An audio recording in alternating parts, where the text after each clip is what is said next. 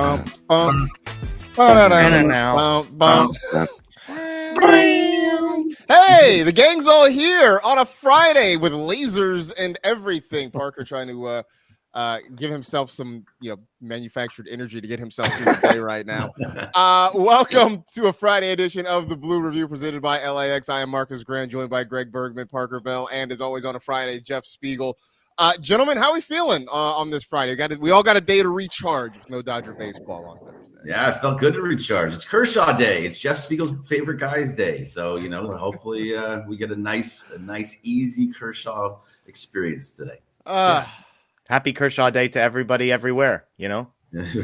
To those who celebrate. Exactly. Going 6. We're getting 6 shutout innings, boys. I'm excited. Wow. We will certainly dive into Kershaw Day, also get into what is going to be a really intense stretch of games for the Dodgers coming up over the next month or so. So we'll dive into all of that. But first, as always, want to shout out the folks at LAX, transforming the travel experience, saving guests time. The People Mover train, which sounds very exciting and very efficient, is coming hopefully early next year to help out in all of that.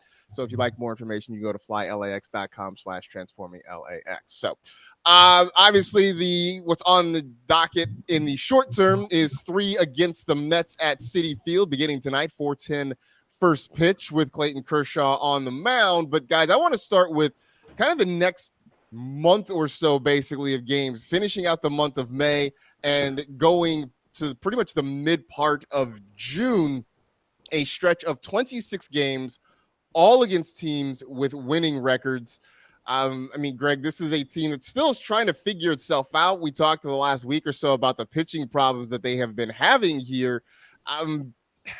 This is a really, really critical stretch. I mean, things could be great. Things could go sideways in a hurry in the next 3 weeks or so. It very well could, and if the pitching doesn't get a little bit healthier, that would probably be hopefully if it gets healthier, it could be better. But the pitching is going to still be a problem. That's not something that's coming around anytime soon. You need multiple outings of Yamamoto going 7, May going 6. You need Kershaw to go 4. You need Gonsolin to say that was just a blip the other day. You need the starters to go deep. But we've been through this before, and this was last year. We went through, I forget which month it was. I think it was also June. And we were like, God, June is just an absolute beast. How are we going to get through June? And they went through it with only losing like 4 games or something like that.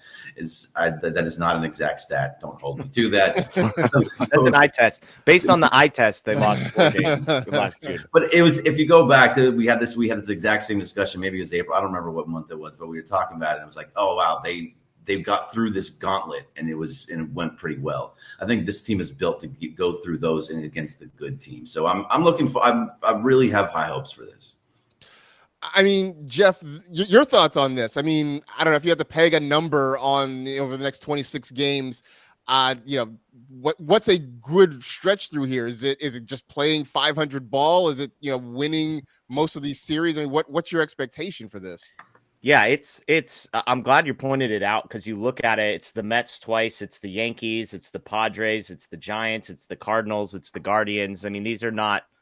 You've got rivalry game mixed in there too. You've got the emotion of the Padres and the Giants as this one closes out, and then the Washington Nationals are the light at the end of the tunnel. I think in the middle of June. But if the Dodgers can, I don't want to say 500 ball because I don't think that's ever the expectation for this team. But if they can win 3 out of every 5 for the next month or so. And that's obviously going to be a challenge, but I'm the eternal optimist. So I'm going to zag here a little bit. Like the Dodgers bullpen is a mess. So I'm going to set that aside. Like the rotation right now, you've got Yamamoto, you've got Gonsolin and May, who have both for the most part been pretty good at various points. I'm higher on Landon Knack than a lot of people. I think he's had a couple rough starts this year, but last year we saw a large sample size where he was decent, and then everybody knows how I feel about Clayton Kershaw. So, like, I'm not saying this is the greatest rotation ever assembled, but maybe it's not as bad as it seems on the starting pitching front. And if that's the case, if these 5 guys can get you healthy through the next month or so, then I think this team should be fine. They should be able to outscore a bunch of teams. Well, and Parker, to that point, I mean, the last 2 starts the Dodgers had, Yamamoto was almost flawless. For the 7 innings that he gave them. Dustin May came out and was lights out, gave up just the home run to Marte. Was it Marte? I think it was in that ball game. Mm-hmm. So I mean, that feels like a reason to be optimistic, right? I mean, I know it's only 2 guys and 2 starts, but it feels like maybe things are turning around a little bit. Oh, plenty of reasons to be optimistic from both sides, from pitching all the way to Teoscar being back and hitting the dinger. I think that everything in Dodger land is okay right now. I saw the tweet about the records the last 4 or 5 years. It's either 31-19 or 33-17 every single year. So they're on pace to do what they do every year, and I think everything's going to be fine, Marcus. Yeah, I mean, we're all hoping everything's going to be fine, right? Greg, Parker mentioned it. Teoscar is back, and a big boost to the lineup. I will say this. For all the things that have gone wrong with the pitching, I don't know about you. I felt okay about the offense over the last week. I know they had a couple games where maybe they didn't score a ton of runs, but I think for the most part, it feels like the offense has been fine, but getting Teo back is always a welcome addition for this group. Yeah, Teo and Jeff Sky Edmond, because he loves Tommy Edmond so much. But yeah, I'll let him speak on that afterwards. But either way, no, I love having your lineup's healthy now. You're all the way 1 through 9. You're feeling good, and you also have somebody when Austin Barnes isn't coming in every once in a while. You don't have to worry about a Chris Taylor anymore. The guys that you have on this roster, you feel good about, including Hae-Sung Kim. I mean, when he's going to be in there, he's going to be at the bottom of the lineup and just usually getting a hit, getting up. And once he's on base, he's got the speed to steal bases and cause pitchers problems. So this offense is starting to click in the way that they're supposed to because they're all healthy. That's what we need the pitching staff to do. But the offense is starting to look good, and I think that all starts because at the top is really just on fire right now. Shohei's on fire. Freddie's on fire. Mookie's really well, and now with Teo back, it's starting to get a lot better. Would you like to wax poetic on Tommy Edmond for a minute or two, Jeff? I've said all along, I hope I'm wrong. I also love leaning into the bit and reminding people he has a 281 on base percentage at the moment. And so, look, if fingers disappear, I'm just telling you, my take might circle back around and be okay. I never said he was going to be bad.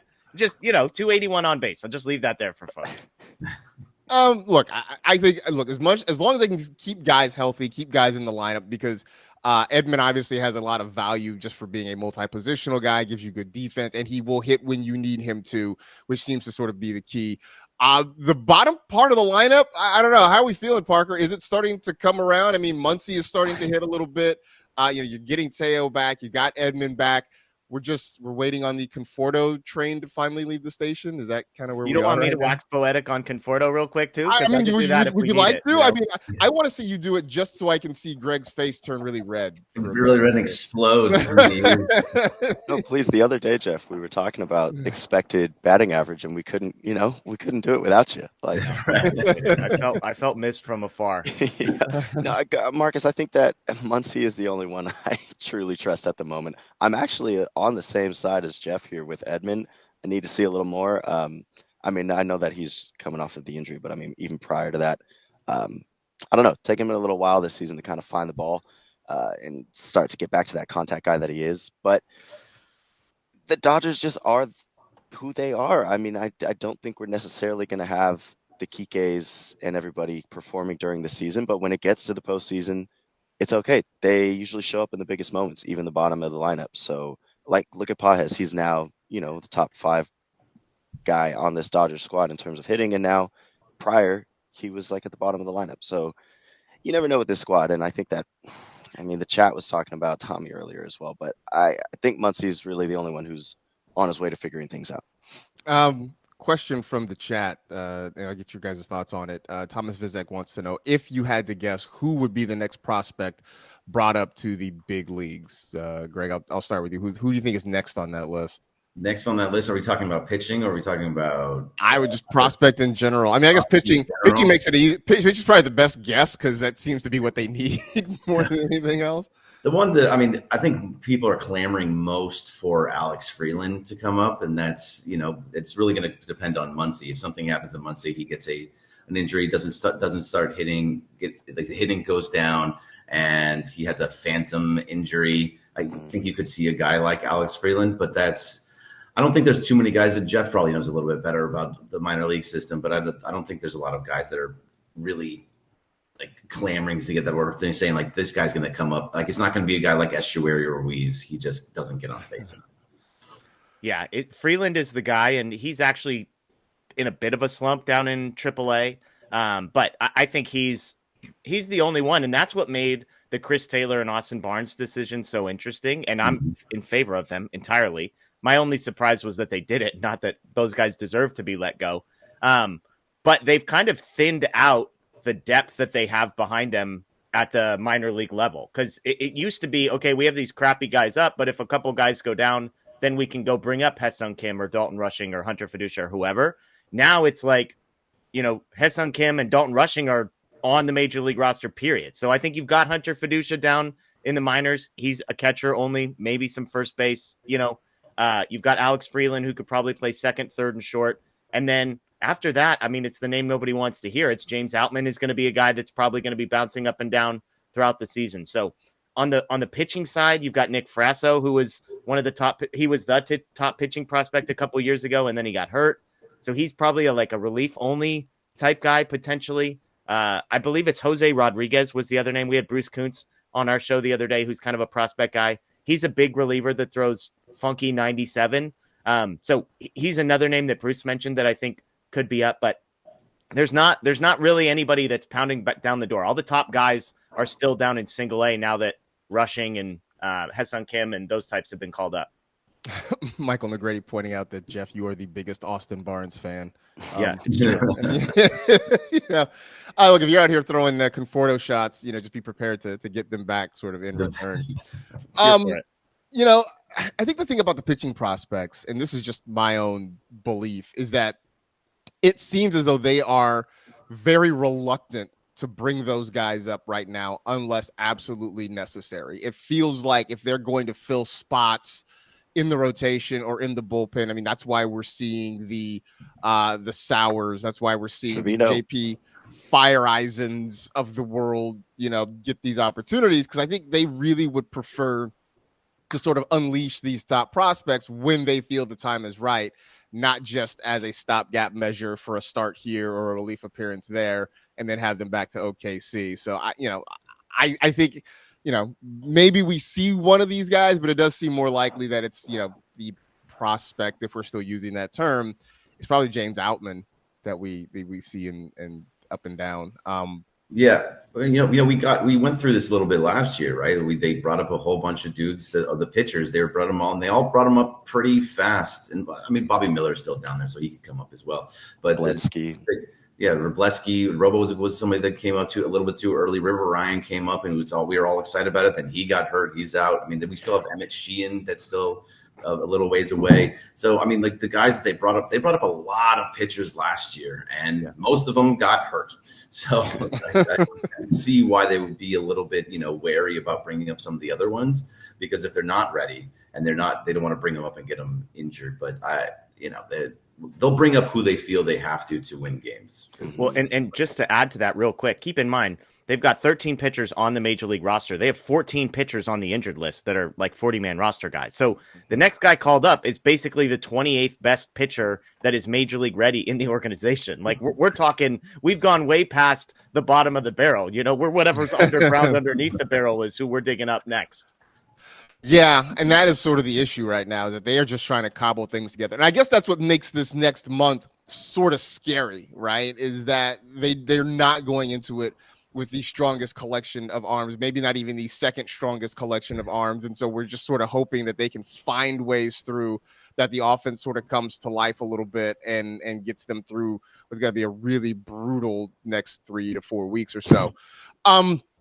Turn our attention to tonight. Things get going at Citi Field, 4:10 Pacific time, first pitch between the Dodgers and the Mets. Clayton Kershaw getting the ball for the Dodgers, going against Griffin Canning, Parker, a guy that you have some experience with as a former Angel. I mean, your expectations, one, you know Canning probably a little bit better than the rest of us because you probably watched him more with the Angels. So your expectations there, and then your thoughts on what we should expect from Kershaw tonight.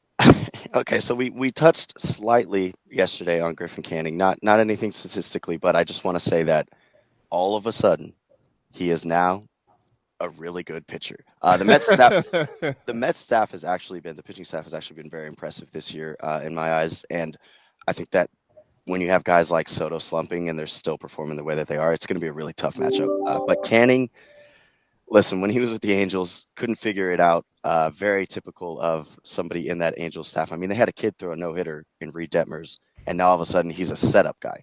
It's it's not even an anomaly at this point. It's just what's happening in Anaheim, and if you leave, you're going to be better. So it's going to be a great matchup. I think he's 5-1. But honestly, Clayton, 11-0 versus the Mets, Marcus. Greg, I think he has like a 2.03 ERA against the Mets in his all-time career. So there's an opportunity to maybe go 12-0 and kind of another stamp on a great career.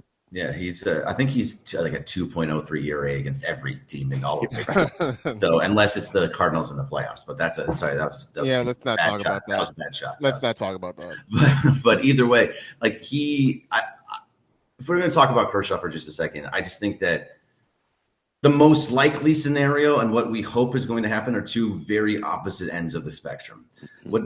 What we want to happen is him to go 4 or 5 innings, give up 1, 2, maybe even 3 runs, and have 3, 4 strikeouts, and kind of lead towards getting to that 3,000 strikeout mark.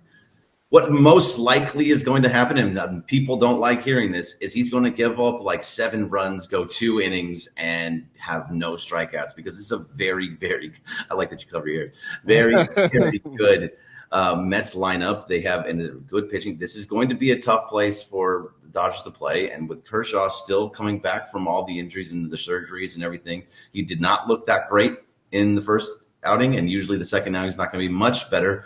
But this is not an easy landing spot for Kershaw tonight. Well, see, now the tiebreaker here, the real moment of truth is going to be what Jeff Spiegel says, because he's admitted to us that he wants to protect Kershaw like he's one of his children. So, I mean, your feelings on this start against the Mets tonight. Before we get to Kershaw, let me say a couple things. I'm going to throw some nerd stats at Greg here, and we'll see what happens on his face. It's good news. Griffin Canning, David Peterson, the first 2 guys that the Dodgers are going to face in this series. You look at the ERA, they're sub-3, and you're like, oh my gosh, how did the Mets do this? Their pitching is so good.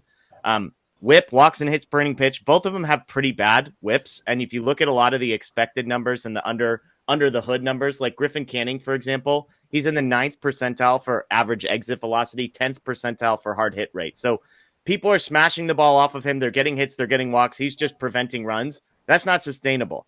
You look at David Peterson, and I would say it's a fairly similar picture there. 21st percentile average exit velocity, 12th percentile hard hit rate. So I think the Dodgers are going to score a crap load of runs in the first 2 games of the series. I'm just going to throw that out there. I'd be betting the over on these games, and I like the Dodgers.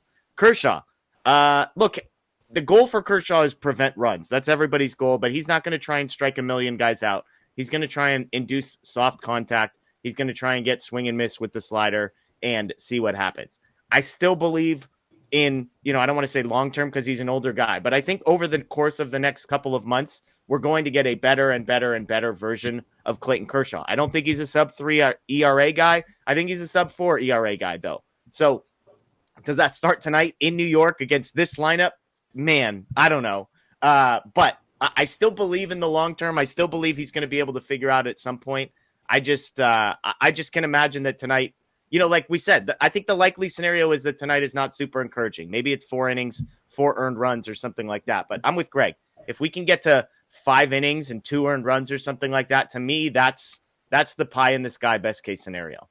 I mean, look, honestly, I would, after the last start, 4 innings, 4 runs feels okay, and especially if they can hit Canning hard, if they can score runs off of Canning and keep this thing fairly close. I mean, I think the worst case scenario is what we saw this past week during the most recent homestand, where in the first inning, the Dodgers are giving up 2, 3, 4 runs, and suddenly they're looking up and playing from behind. If they can get on the board early against Canning, even if Kershaw's a little bit rocky, and whenever he exits the game, if it's tied, if they're within a run, I think you can sort of feel okay. Weirdly, guys, the Dodger pitching has struggled in the early innings, like the first inning. It has struggled in the late innings with the bullpen. But it feels like, if they can somehow survive the first couple innings, like innings 3 through like 7 or 8 are great. So if they can just somehow get through that, I think everything's going to be fine. it's just, the trick is to avoid giving up early runs. Yeah, when you're down 7-0, it's easier to kind of just lock in and throw strikes. It changes their mindset a little bit. It feels like. Well, I guess maybe Mark Pryor should tell everybody it's 7-0. Then just go out there and just throw strikes. Give up 7 runs before they had a hit, man. That's a frustrating way to live. Yeah, but also to Jeff's points for all the nerd stats that he just threw out, which I do. I love the nerd stats. They have been hitting the ball hard against the Diamondbacks. It felt like every single bat off the ball off the bat was like 105 miles an hour. Mm-hmm. So there have been hitting the ball hard. They just, Yuli Gurriel is making some ridiculous catch in left field, and Corbin Carroll is making some ridiculous catch in right field. It just seemed like they just were not. They're getting unlucky. So if this is the same thing that's happening with Griffin Canning and David Peterson, I feel really good about the offense getting a lot of runs and getting on base a lot. I feel good about that. It's just the pitching needs to hold up on the back end. Marcus, I've seen a lot of early high run games with Griffin Canning, so I think Jeff's prediction is not far off. They're taking the first 5 over. Is that what you're telling me, Parker? I mean, if I was a betting man. And I think the part of this too, though, if they can get out, I mean, to Jeff's point about hard hit balls, and it's what you said, Greg, they did hit the ball very hard against Arizona, maybe not with a lot to show for it, but if that trend continues, then that I think is really encouraging. And I think, look, on the flip side of them falling behind, if they can somehow turn that around and get out ahead, and I mean, ideally, if they could hand Kershaw the ball in the bottom of the first inning with a lead, 1-0, 2-0, what have you, I do think that it doesn't solve everything, but it does take some pressure off and gives him a little bit of wiggle room to sort of work with, and maybe he can be a little more aggressive at going after some of these guys. Thoughts on Juan Soto this weekend? Does it hurt? Do they find a way to control him, Greg? I mean, he was very good against them in the World Series. Do they figure out a way to stop him this weekend? So from what I saw before, when he went to Yankee Stadium, he kind of got broken a little bit, and it happened, stayed through Boston too. So he's not hitting all that well right now. He's not being as patient. He's striking out more. So I hope that continues. He's just too good of a hitter, and he likes to hit against the Dodgers. So I do hope it continues, though, because that's a huge, huge win for the Dodgers if he's still not hitting well. He took, I think, 15 straight pitches as of the 21st. It's changed since then, but there was a stretch of 15 straight pitches, and it's a very unique situation going on over there in New York. Mets fans aren't necessarily happy with him. His bat speed slowed down. Not a pretty sight, and I don't want the Dodgers to be the one where they light the fire under him. Yeah, Mets fans are a weird bunch because they were immediately frustrated with Juan Soto. I'm like, it's been a month, man. So are Padre fans. Yeah, it's been a month. I mean, this dude is too good. Like defensively, he's a circus, but at the plate, this guy's too good to be upset after a month.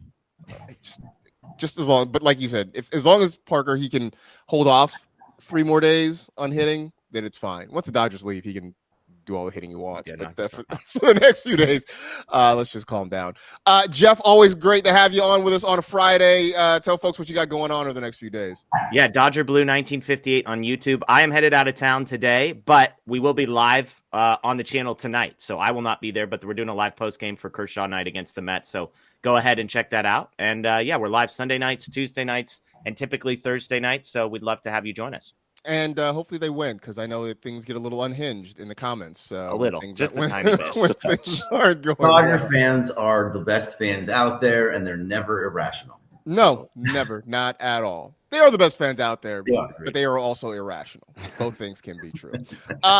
Some personal news. I'll be on with John Ireland a little bit this afternoon from noon to 3. So be sure to check us out, whether it is on radio like an old-timey person or on the ESPN LA YouTube channel here. Stick around, though, because Travis and DeMarco coming up next.